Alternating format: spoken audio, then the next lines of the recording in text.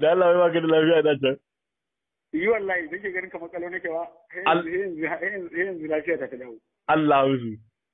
Alquran. Ani ban ci ba yin maganin da nan daɗin sama irin wannan ba. Allah. Allah ai dole ma kuma siyan Allah yadda. Ita ma zan siya mata dole. Waraka ka ji daɗin waraka. Yi wallahi ni ne.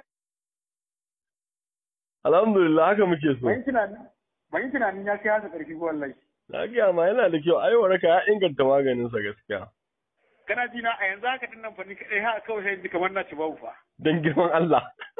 Alquran sai ja wannan abun nan kamar ya kare. Allah musu. Alquran. Sai ka ce irin farkon sai ka ce irin lokacin da ina kuriciyar nan. Allah. Alquran haka nake ji na yanzu. Ce Allah taimake ka mun farfado da kai. Alquran wannan maganin gaskiya zai kafin su bata yi gaskiya ka ajiye mun mai kyau ka su bata yi. Ba su bata shi ba wallahi.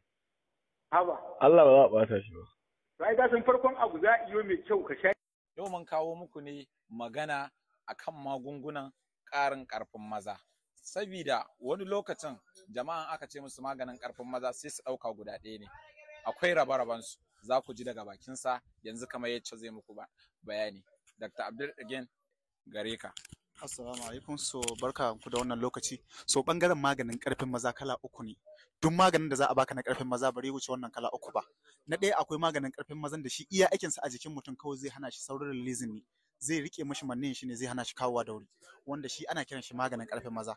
Akwai still maganin karfin mazan da shi iya aikinsa kawai a jikin mutum zai sa azzakarinka ne yayi karfi wanda ko so nawa zaka sadu da iyalinka zaka iya ganin ta a tsaye.